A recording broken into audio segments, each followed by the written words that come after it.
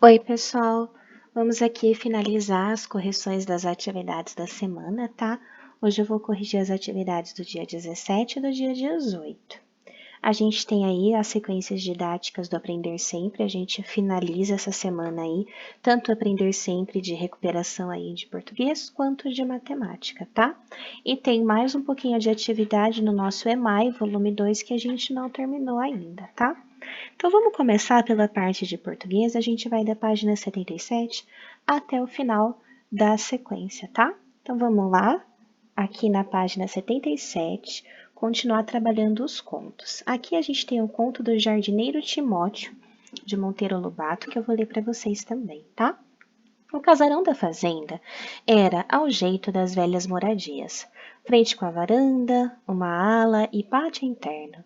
Neste ficava o jardim, também à moda antiga, cheio de plantas antigas cujas flores punham no ar um saudoso perfume datanho. 40 anos havia que zelava dos canteiros o bom Timóteo que o plantou, quando a fazenda se abria e a casa ainda cheirava a reboco fresco e tintas de óleos recentes, e desde aí, lá se iam 40 anos, ninguém mais teve licença de pôr a mão em seu jardim. Verdadeiro poeta o bom Timóteo, não desses que fazem versos, mas desses que sentem a poesia sutil das coisas. Compusera, sem o saber, um maravilhoso poema onde cada plantinha era um verso, que só ele conhecia. Verso vivo, risonho, ao reflorir anual da primavera, desmedrado e sofredor quando o junho sibilava no ar os látegos do frio. O jardim tornara-se a memória viva da casa. Tudo nele correspondia a uma significação familiar de suave encanto. E assim foi desde o começo, ao riscarem-se os canteiros na terra virgem, ainda recendente à escavação. O canteiro central consagrava o Timóteo ao senhor velho, tronco da estirpe generoso amigo que lhe dera a carta da alforria muito antes da Lei Áurea. Nasceu faceiro e bonito, cercado de tijolos novos vindos no forno, para ali ainda quentes embutidos no chão como rude símbolo de coral, hoje semi-desfeitos pela usura do tempo, e tão tenros que a unha os penetra, esses tijolos enverdecem os musgos da velhice. Veludo de muro velho é como chama Timóteo a esses musgos invasores, filha da sombra e da umidade, e é bem isso porque o musgo foge sempre aos muros secos, vidrentos, esfogueados, de sol, para estender devagarinho o seu veludo prenunciador de tapera sobre os muros alquebrados de esboço já carcomido e todo aberto em fendas. Bem no centro, erguia-se um nodoso pé de jasmim do cabo, de galhos negros e copa dominante, ao qual o zeloso guardião nunca permitiu que outra planta sobreexcedesse em altura. Simbolizava o homem que o havia comprado por 2 contos de réis, do importador de escravos de Angola. Tenha paciência, minha negra, conversa ele com as roseiras de setembro, teimosas em espichar para o céu brotos audazes. Tenha paciência que aqui ninguém olha de cima para o senhor velho. E sua tesoura afiada punha abaixo sem dó todos os brotos temerários. Cercando os jasmineiros, havia uma coroa de periquitos e outra menor de cravinas, mais nada. Ele era um homem simples, pouco amigo de complicações, que fique ali sozinho com o periquito e as irmãzinhas do cravo. Dos outros canteiros, 2 eram em forma de coração. Este é o de Sinhazinha, e como ela um dia há de casar, fica a par dele o canteiro do senhor moço. O canteiro de Sinhazinha era de todos o mais alegre, dando bem a imagem de um coração de mulher rico de todas as flores do sentimento. Sempre risonho, tinha a propriedade de prender os olhos de quantos penetravam no jardim. Tal qual a moça que desde menina se habituara a monopolizar os carinhos da família e a dedicação dos escravos, chegando esta ao ponto de, ao sobrevir a Lei Áurea, nenhum ter ânimo de afastar-se da fazenda. Emancipação? Loucura! Quem, uma vez cativa de Sinhazinha, podia jamais romper as algemas da doce escravidão? Assim ela na família, assim o seu canteiro entre os demais. Livro aberto, símbolo vivo, crônica vegetal, dizia pela boca das flores toda a sua vidinha de moça. O pé de flor de noiva, primeira planta séria e brotada, marcou um dia em que foi pedida em casamento. Até então só vicejavam neles flores alegres de criança, esporinhas, bocas de leão, borboletas ou flores amáveis na adolescência. Amores perfeitos, damas entre verdes, beijos de frade, escovinhas, miosotes. Quando lhe nasceu entre dores o primeiro filho, plantou Timóteo nos primeiros tufos de violeta. Começa a sofrer. E no dia em que lhe morreu esse malogrado botãozinho de carne rósea, o jardineiro em lágrimas fincou na terra os primeiros goivos e as primeiras saudades. E fez ainda outras substituições. As alegres damas entre verdes cederam o lugar aos suspiros roxos, e a sempre viva foi para o canto onde viçavam as ridentes bocas de leão. Já o canteiro de seu moço revelava intenções simbólicas de energia, cravos vermelhos em quantidade, roseiras fortes ouriçadas de espinho, palmas de Santa Rita de folhas laminadas, junquilhos nervosos e tudo mais assim. Timóteo compunha os anais vivos da família, anotando nos canteiros, um por um, todos os fatos de algumas significações. Depois, exagerando, fez do jardim um canhedo de notas, o verdadeiro diário da fazenda. Registrava tudo: incidentes corriqueiros, pequenas rusgas de cozinha, um lembrete azedo dos patrões do namoro de mucama, um hóspede, uma geada mais forte, um cavalo de estimações que morria. Tudo memorava ele em hieróglifos vegetais, em seu jardim maravilhoso. A hospedagem de certa família do Rio, pai, mãe e 3 sapequíssimas filhas, lá ficou assinalada por 5 pés de hora pro nobis. E a venda do Pampa Calçudo, o melhor cavalo das redondezas, teve a mudança de dono marcada pela poda de um galho jasmineiro. Além desta comemoração anedótica, o jardim consagrava uma planta, a subalterna um animal doméstico. Havia a roseira chá da mucama sinhazinha, o sangue de Adão do Tibúrcio, a rosa machixe da mulatinha cesárea, sirigaita e heredeira, de cara fuxicada com essa flor, como essa flor. O vinagre, o meteoro, a manjerona, a teteia, todos os cães que na fazenda nasceram e morreram, ali estavam lembrados pelo seu pezinho de flor, um resedá, um tufo de violetas, uma touça de perpétuas. O cão mais inteligente da casa, Otelo, morto hidrófobo, teve as honras de uma sempre viva rajada. Quem há de esquecer um bicho daqueles que até parecia gente? Também os gatos tinham memória. Lá estava a cinerária da gata branca morta nos dentes do vinagre, e o pé de alecrim relembrativo do velho gato romão. Ninguém, a não ser Timóteo, colhia flores naquele jardim. Sinhazinho tolerava desde o dia em que ele explicou. Não sabem, Sinhazinha. Vão lá e atrapalham tudo. Ninguém sabe apanhar flor. Era verdade. Só Timóteo sabia escolhê-las com intenção e sempre de acordo com o destino. Se as queriam para florir a mesa em dia de anos da moça, Timóteo combinava os buquês como estrofes vivas, colhia-as resmungando. Perpétua? Não. Você não vai para a mesa hoje. É festa alegre. Nem você, dona Violetinha. Rosa machixe? Ah. E sua tesoura ia cortando os caules com ciência de mestre. Às vezes parava a filosofar. Ninguém se lembra hoje do anjinho. Pra quê? Então, goivo nos vasos. Quieto, fique aqui o senhor goivo, que não é flor de vida, é flor de cemitério. E sua linguagem de flores, suas ironias nunca percebidas de ninguém, seus louvores de ninguém suspeitados, quantas vezes não depôs na mesa sobre um prato um aviso a um hóspede, um lembrete à patroa, uma censura ao senhor composto sobre a forma de um ramalhete? Ignorantes da língua do jardim, riam-se eles da maluquice do Timóteo, incapazes de lhe alcançar o fino das intenções. Timóteo era feliz. Raras criaturas realizam na vida mais formoso delírio de poeta. Sem família, criara uma família de flores. Pobre, vivia ao pé de um tesouro. Era feliz, sim. Trabalhava por amor, conversando com a terra e as plantas, embora a copa e a cozinha implicassem com aquilo. Que tanto resmunga, Timóteo? Fica ali mamparreando horas, a cochichar, a rir como se estivesse no meio de uma criançada? É que na sua imaginação as flores se transfiguravam em seres vivos. Tinham cara, olhos, ouvidos. O jasmim do cabo, pois, não é que lhe dava a bênção todas as manhãs? Mal Timóteo aparecia resmungando, murmurando. A bênção, senhor. E já o velho encarnado na planta respondia com voz alegre: Deus te abençoe, Timóteo. Contar isso aos outros? Nunca. Está louco, haviam de dizer. Mas bem que as plantinhas falavam. E como não hão de falar se é tudo criatura de Deus, ó Messa? Também dialogava com elas. Contentinha, hein? Boa a chuva de ontem, não? Sim, lá isso é verdade. A chuva, miúdas, são mais criadeiras, mas você sabe que não é tempo. E o grilo, voltou? Voltou sim, o ladrão. E aqui roeu mais esta folhinha, mas deixe estar que eu curo ele. E punha-se a procurar o grilo. Achava-o. Seu malfeitor, quero ver se continua agora a judiar das minhas flores. Matava-o, enterrava-o. Vira esterco, diabinho.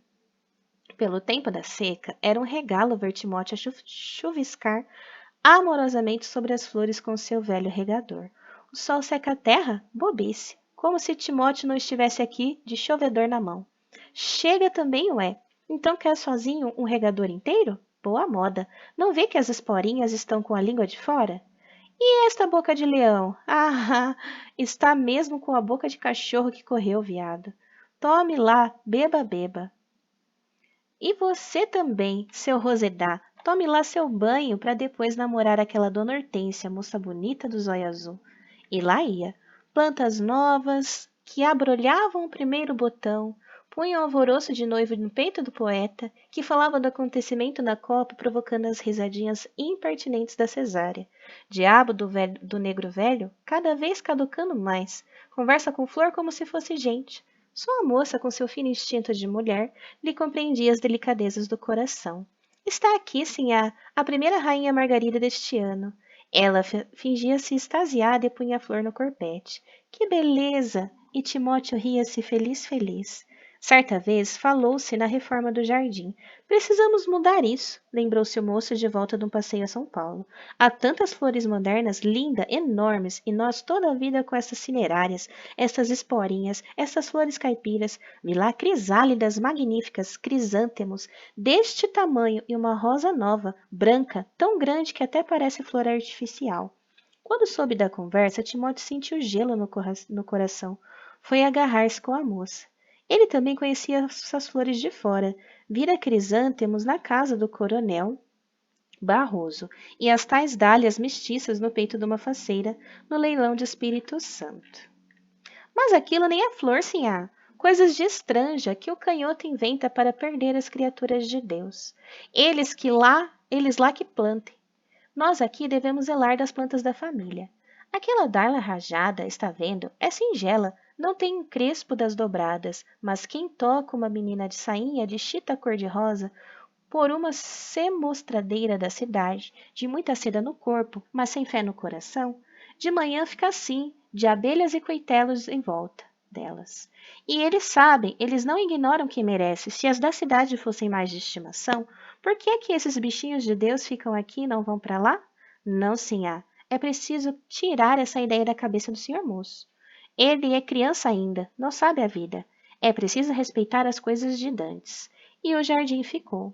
Mas um dia, bem sentira-se Timóteo tomado de aversão pela família dos Ora Pronobis. Pressentimento puro. O Ora Pronobis, pai, voltou e esteve ali uma semana em conciliábulo com o moço. Ao fim deste tempo explodiu como bomba a grande notícia. Estava negociada a fazenda, devendo a escritura passar-se dentro de poucos dias. Timóteo recebeu a nova como quem recebe uma sentença de morte. Na sua idade, tal mudança lhe equivalia a um fim de tudo. Correu a agarrar-se à moça, mas desta vez nada puderam contra as armas do dinheiro e seus pobres argumentos de poeta. Vendeu-se a fazenda. E certa manhã viu Timóteo arrumarem-se no trole os antigos patrões, as mucamas, tudo o que constituía a alma do velho patrimônio. Adeus, Timóteo, disseram alegremente os senhores moços acomodando-se no veículo. Adeus, adeus.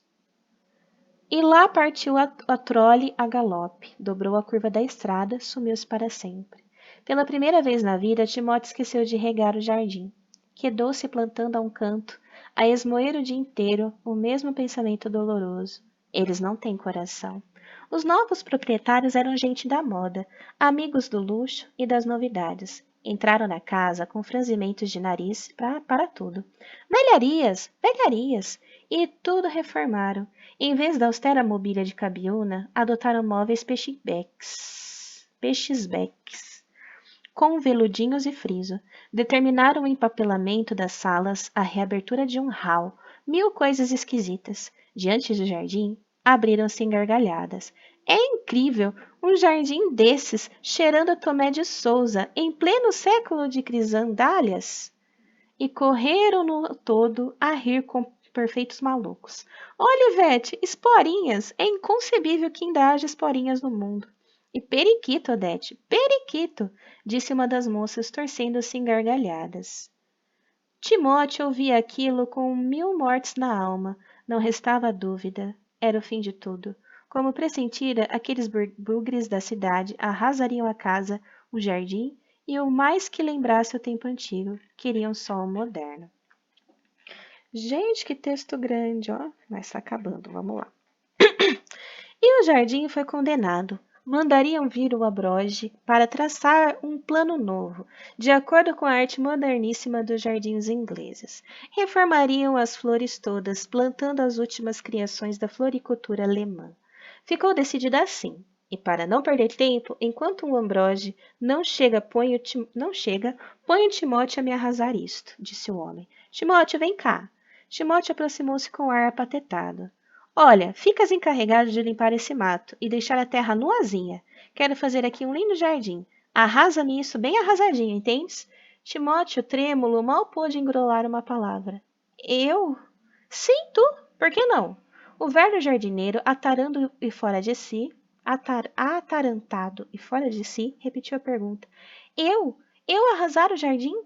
O fazendeiro encarou-o, espantado da sua audácia, sem nada compreender daquela resistência. Eu? Pois me acha com cara de criminoso? E não podendo mais conter-se, explodiu num assomo estupendo de cólera, o primeiro e único de sua vida. Eu vou, mas é embora daqui, morrer lá na porteira como um cachorro fiel. Mas olhe, moço, que hei de rogar tanta praga que isto aqui há de virar um tapere de lacraias, a geada há de torrar o café, a peste há de levar até as vacas de leite, não há de ficar aqui nenhuma galinha, nem um pé de vassoura, e a família amaldiçoada, coberta de lepra, há de comer na gamela com os cachorros lazarentos. Deixe estar, gente amaldiçoada. Não se assassina assim uma coisa que de dinheiro nenhum paga. Não se mata assim um pobre velho que tem dentro do peito uma coisa que lá na cidade ninguém sabe o que é. Deixe estar, caninada, deixe estar. E fazendo com a mão espalmada o gesto fatídico, saiu às arrecuas, repetindo 100 vezes a mesma ameaça. Deixe estar, deixe estar. E longe na porteira ainda espalmava a mão para a fazenda num gesto mudo. Deixe estar. Anoitecia. Os curiangos andavam a espacejar silenciosamente, voos de sombra pelas estradas desertas. O céu era todo um recamo fulgurante de estrelas. Os sapos coachavam nos brejos, e vagalumes silenciosos piscavam piques de luz no sombrio das capoeiras. Tudo adormecera na terra, em breve pausa de vida, para o ressurgir do dia seguinte. Só não ressurgirá Timóteo. Lá agoniza ao pé da porteira. Lá morre, e lá encontrará amanhã, enrijecido pelo relento, de borco na grama orvalhada, com a mão estendida para a fazenda, num derradeiro gesto de ameaça. Deixe estar. Então, assim acaba o conto, né? Que triste, né? Bom, qual é o tema do conto? É a história de um jardineiro, né, que trabalhou tanto naquele jardim e representava as pessoas, os donos, os cachorros, os gatos, tudo com uma plantinha. Ele tinha um carinho tão grande no jardim, até que vender a fazenda e decidir arrasar o jardim. E aí o coraçãozinho dele não aguentou, né, depois de tantos anos ali cuidando daquele jardim. Somente os senhores são simbolizados no jardim em forma de planta ou flor? Não, tem memória até dos empregados e dos bichinhos, tá? O que Timóteo planta quando Sinhazinha é pedida em casamento? E quando se torna mãe? Quando ela é pedida em casamento, ele planta uma flor de noiva, tá? E substituindo as esporinhas, bocas de leão, amores perfeitos, beijos de frade, que representavam a adolescência dela. E quando ela se tornou mãe, ele plantou tufos de violeta. Caracterize A personagem Timóteo, ele era feliz porque é caracterizado como um poeta. Ele tem essa nobreza da alma, né? Essa delicadeza com as plantas, só ele sabia realmente cuidar do jardim, e ele é considerado um poeta por causa da forma como ele tratava as flores como se fossem pessoas. E ele representava aquelas pessoas nas flores, tá? Então é como se fosse uma poesia aquilo mesmo, tá? Escreva sobre o narrador deste conto. A história nos é contada em primeira ou terceira pessoa. Em terceira, né? O narrador não participa da história, tá? Escreva sobre o espaço. Onde a história dessa narrativa se passa? Se passa na fazenda, né? Toda na fazenda. Escreva os personagens do conto estudado. Timóteo, o senhor velho, a sinhazinha, o senhor moço, o filho da sinhazinha que morreu, a nova família que chega à fazenda, tá? Escreva sobre o clímax e o desfecho desse conto. Então, o clímax e o desfecho acontece. O clímax é quando se vende a fazenda e ele descobre que vai tudo acabar, né? E a chegada dos novos donos, a ordem da destruição do jardim, que caminha então para a recusa de destruição e, enfim, a morte de Timóteo, né? Nas frases abaixo, sublinhe o pronome demonstrativo. Então, vamos lá. A sua tesoura afiada punha abaixo, sem dó, todos os rebentos temerários. Então, aqui a gente tem sua, este, aquilo. Como dia de casar, o pardo canteiro era feliz, trabalhava conversando com as terras e as plantas. E você também, tome lá para demorar a hortência, blá blá blá. Precisamos mudar isto. Isto também é, né? Onde está o aquilo e aquela? E como ela, um dia de casar, fica a par dele, senhor moço. Era feliz sim, trabalhava por amor, conversando com as plantas. Aquilo, aqui, ó.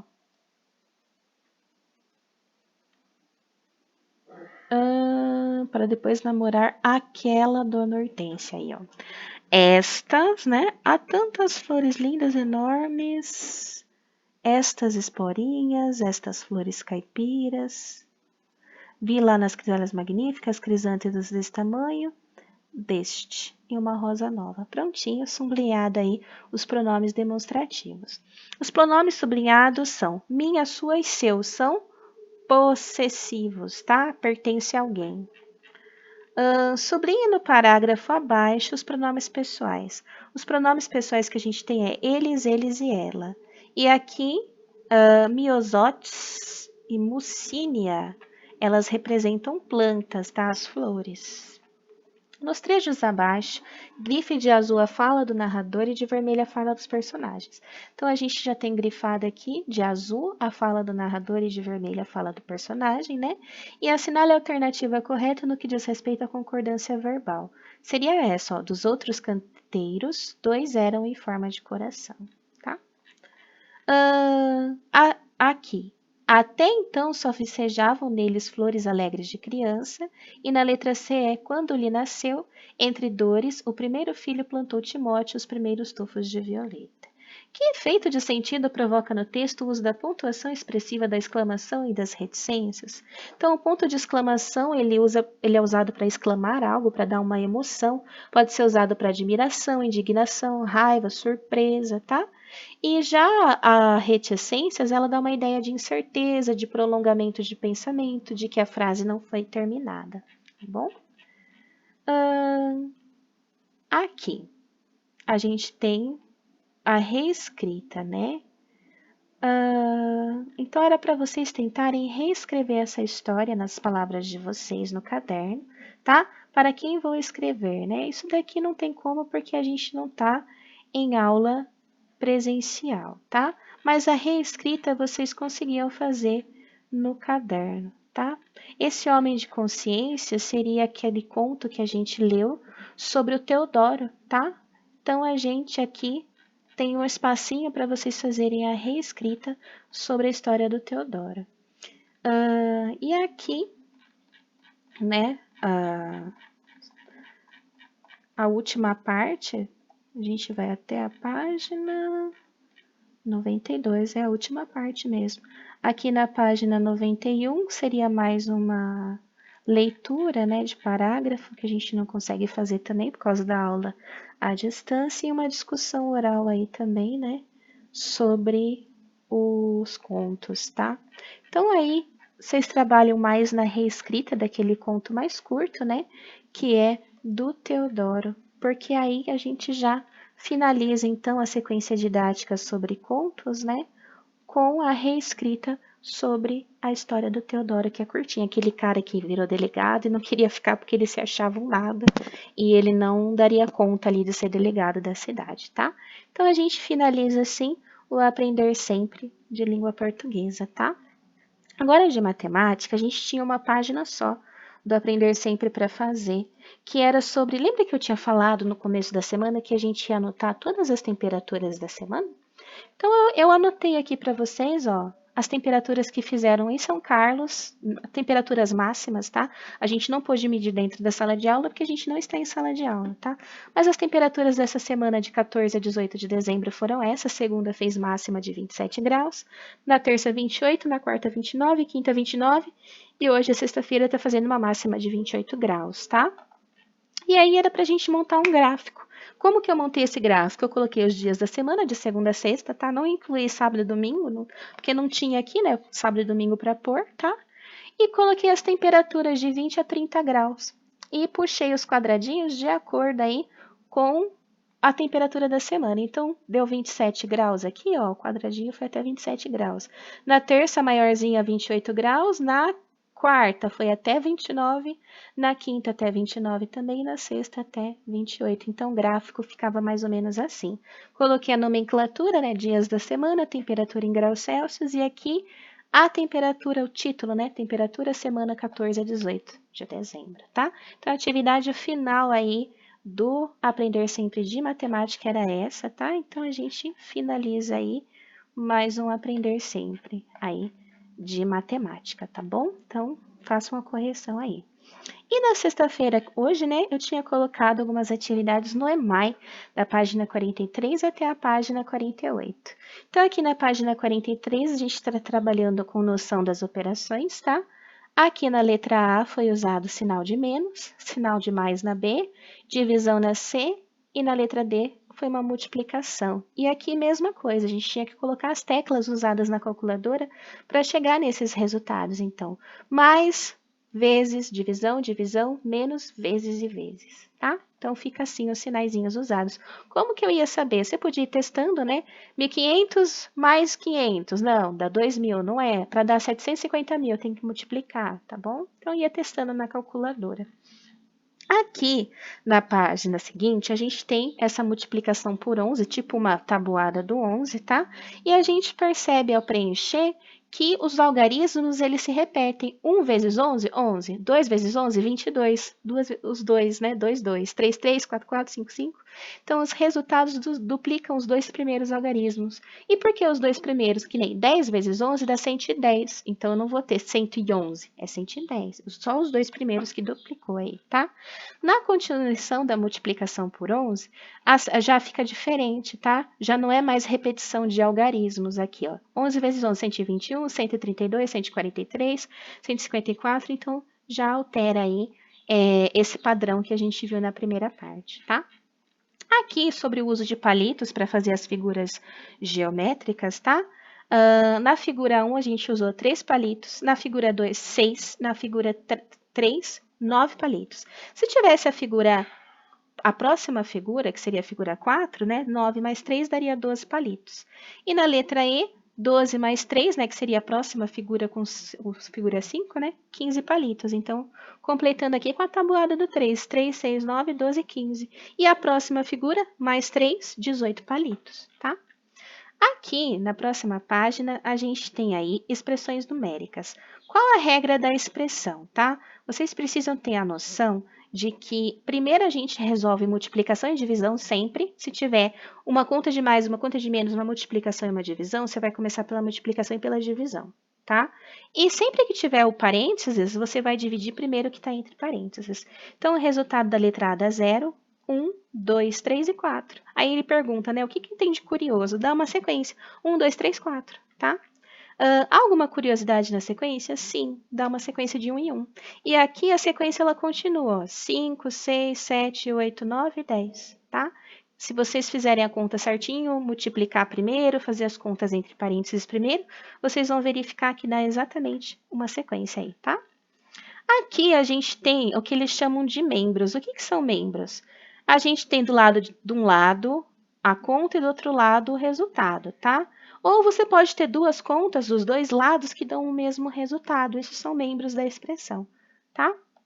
Então, aqui, ó, o que a gente observa? Que tanto de um lado como do outro dá o mesmo resultado. Então, ele adicionou dois números em cada membro, ou seja, mais 2 aqui, desse lado, e 17 mais 2. Então, ele colocou mais 2 do outro lado também, tá?